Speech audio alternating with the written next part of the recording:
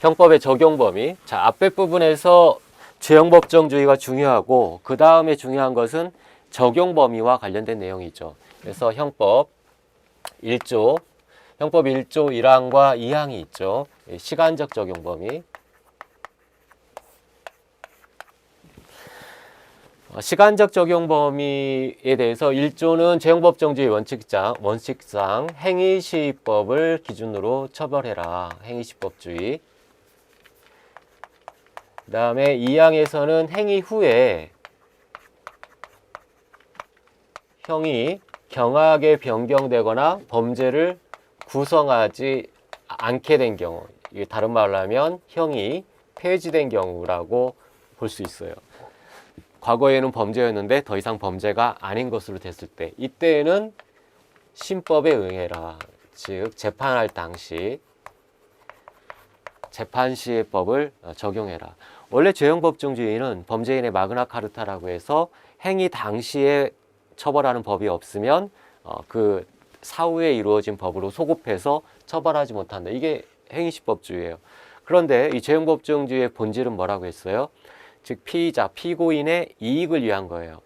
잠재적 범죄인의 이익을 위한. 따라서 행위 후에 법이 변경됐는데 이 변경된 법이 오히려 행위자에게 유리하다라고 하면 죄형법정주의의 문제는 발생하지 않고 이 유리한 신법을 적용해야 되죠. 그래서 있는 조항이 1조 2항이다. 다만 1조 2항 이 내용을 명확하게 암기를 하셔야 돼요. 첫 번째 요건은 행위 이후에 바뀌었어야 돼요. 첫 번째 행위, 그 범죄의 행위 이후에 법이 변경돼야 된다. 두 번째 요건은 변경된 내용이 피고인에게 유리해야 되죠. 더 경하게 변경되거나 또는 형이 폐지, 즉 더 이상 범죄가 아닌 것으로 되거나. 이 두 가지 요건 명확하게 구별하시고, 따라서 첫 번째 요건과 관련돼서 자주 나오는 기출지문이 뭐죠? 포괄일죄죠. 포괄일죄. 자, 이 사람이 여러 개의 행위를 했는데 그 여러 개의 행위를 포괄해서 일죄로 본다는 얘기예요. 즉 우리가 그냥 문외한의 입장에서, 일반인의 입장에서 봤을 때는 하나, 둘, 셋, 넷, 다섯, 여섯 개 행위를 했는데 형법상으로는 이 6개 행위를 한 개 행위로 본다라는 얘기예요. 이거 중요한 개념이죠. 여러분 나중에 형사소송법을 할 때에도 이 행위가 하나냐 두 개냐라고 판단할 때 포괄일죄 하나처럼 취급하는 거예요. 기판적 범위와도 관련성이 있죠. 어쨌든 포괄일죄 머리 위에 나오면 그것은 행위가 하나다. 이 관념을 반드시 가지고 있어야 돼요. 법적으로 행위를 하나로 본다. 따라서 이 사람이 행위를 할 당시에 이 시점에서 법이 A라는 법에서 B라는 법으로 바뀌었다라고 합시다. 그러면 이 A에서 B로 바뀐 것이 1조 2항에 해당하느냐, 이게 문제예요. 자, 1조 1항을 적용할 것이냐 2항을 적용할 것이냐, 이게 쟁점이에요.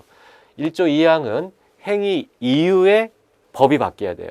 그런데 지금 A에서 B로 바뀐 것은 행위가 언제 있어요? 이 행위가 하나하나가 아니라 이 전체가 하나의 행위라고 했어요. 그러니까 행위는 마지막 시점, 이게 하나의 행위라면 하나의 행위가 끝난 때, 이 시점에 행위가 있는 거예요. 그래서 행위 이후에 법이 바뀌어야 되는데 행위 이후에 법이 바뀐 적이 없죠. 행위 전에 바뀌었을 뿐이잖아요. 그럼 행위를 할 당시의 법은 B법이란 말이야. 그래서 이런 포괄일죄의 경우에는 1조 2항이 아니라 행위 이후에 바뀐 게 없으니까 1조 1항이 적용되게 돼요. 행위시법. 행위시법에 따라 그냥 B법을 적용해요. 이러한 결론은 A라는 법과 B라는 법의 형의 경중을 따지지 않고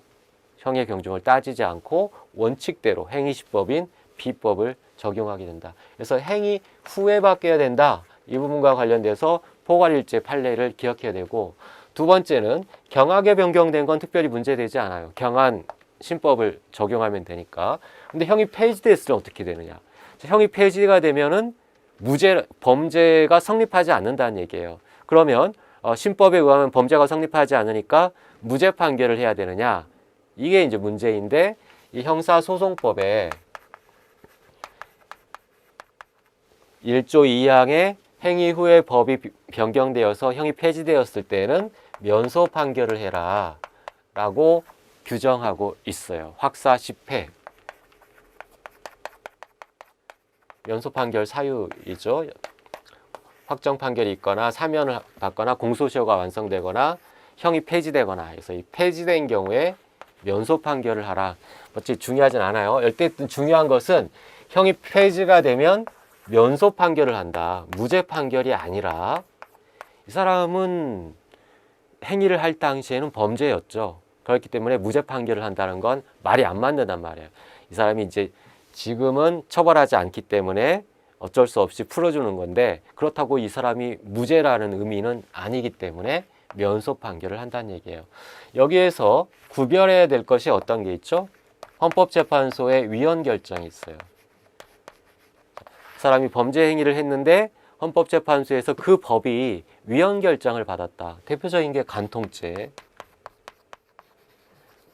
이 사람이 행위를 할 당시에는 간통죄를 처벌하는 규정이 있었어요. 그랬는데 나중에 재판을 할 때 보니까 간통죄가 헌법재판소에 의해서 위헌 결정을 받았다. 그럼 이 사람 어떤 판결을 해야 되느냐? 이때는 면소 판결이 아니라 무죄 판결을 해요. 왜냐하면 이 위헌 결정은 소급표가 있어요. 즉 언제부터 위헌된다라고 하면 무효가 된다는 얘기예요. 그러면 언제부터 무효가 되느냐? 위헌 결정이 있은 때부터 무효가 되는 것이 아니라 처음으로 돌아가서 법이 만들어진 시점. 물론 헌법에서 또 세부적으로 그 시기가 달라지기는 해요. 그런데 그냥 원칙적으로는 법이 만들어진 시점이니까 최초의 법이 만들어진 시점으로 소급해서 무효가 돼요. 그러면 법적으로 보면 이 사람이 행위를 간통을 할 당시에는 범죄였지만 법 논리적으로 보게 되면 나중에 위헌 결정이 있으면 법이 처음부터 없어져 버리기 때문에 행위 당시에도 범죄가 성립하지 않게 돼요. 행위 당시에도 범죄가 성립하지 않게 되기 때문에 무죄 판결을 한다.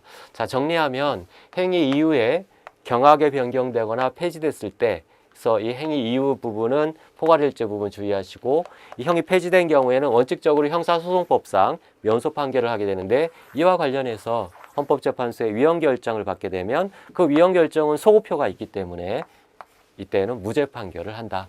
자, 이게 전부예요. 하나씩 살펴봅시다.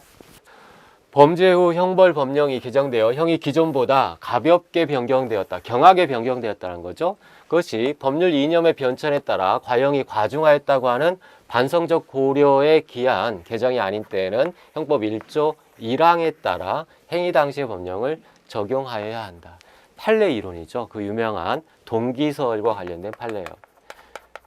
그래서 원래는 1조 1항과 1조 2항 여기에는 어떤 법이 바뀐 이유가 반성적 고려나 아니면 사실관계의 변천이냐 이런 법에 변경된 이유를 묻지 않는데 우리 판례는 이걸 제한 해석하죠. 그래서 1조 2항이 적용되려면 이런 혜택을 주려면 그 법이 바뀐 이유가 과거의 처벌이 부당했다라는 반성적 고려에 의해서 바뀌었을 때만 1조 2항을 적용하고 그렇지 않은 경우, 즉 단순히 사실관계가 변경된 것에 불과한 경우에는 1조 2항이 아니다. 설사 경하게 폐지되거나 하더라도 1조 2항이 아니라 변경이 없는 걸로 봐요. 그래서 1조 1항을 적용해야 된다. 반성적 고려에 의한 개정이 아니라면 1조 1항을 적용하게 된다. 옳습니다. 다음.